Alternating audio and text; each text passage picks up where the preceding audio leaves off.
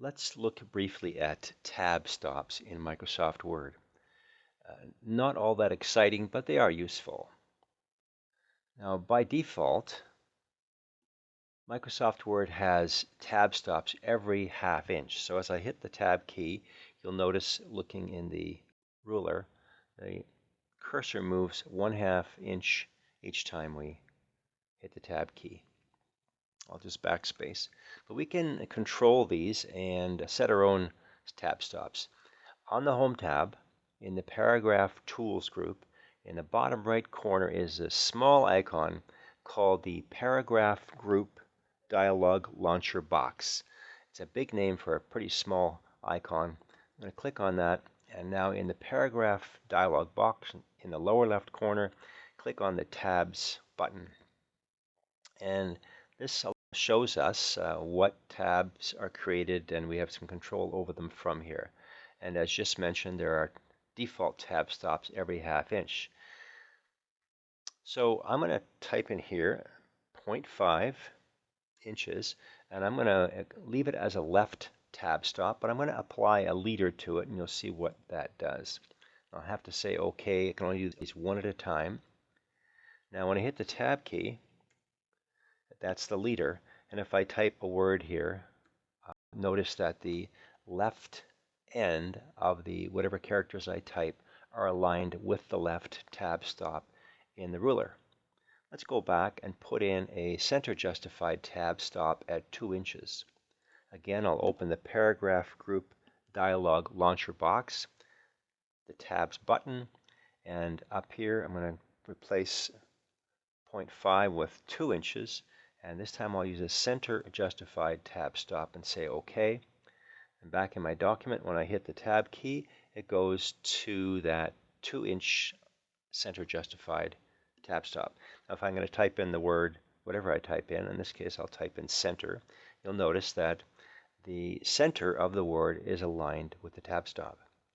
Let's next go to the 3-inch position on the margin and create a decimal justified tab stop. So that'll be 3 inches. This time I want a decimal justified tab stop and OK. Now again, when I click my cursor, notice it's created a decimal justified tab stop. 1, 2, 3, 4, decimal, 5. Notice that the decimal aligns itself with the decimal tab stop.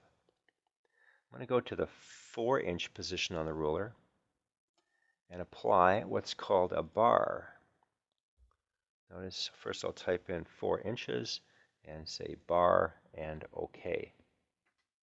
It automatically creates that bar for me, the purpose of which I'm not entirely sure.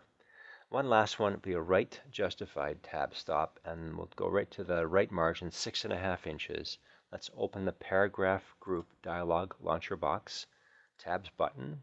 I'm going to type in 6.5 inches. We'll put a right justified tab stop and say OK. And now when I type anything in there, you'll notice that the right side, the far right end of that word is aligned with the right tab stop.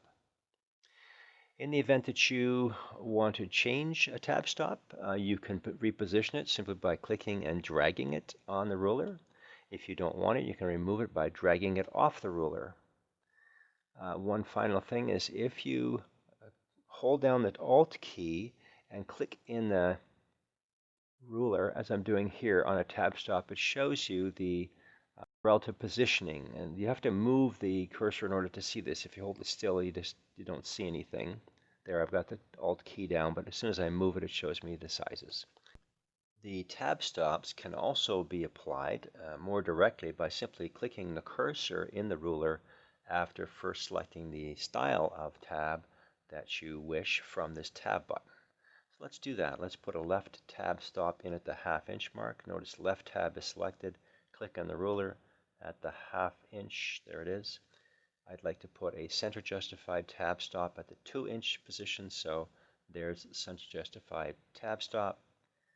At the 3-inch position, let's find the decimal justified tab stop. There it is. We'll click at 3 inches.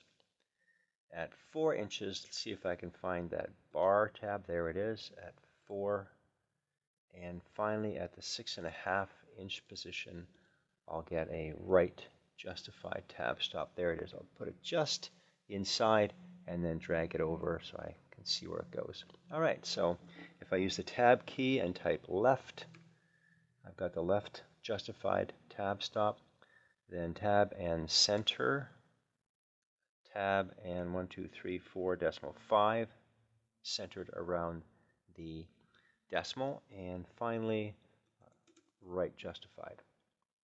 Now anytime you apply a set of tabs, when you press enter, which is a paragraph break, it starts a new paragraph, those tab stops are of course carried over into the next paragraph.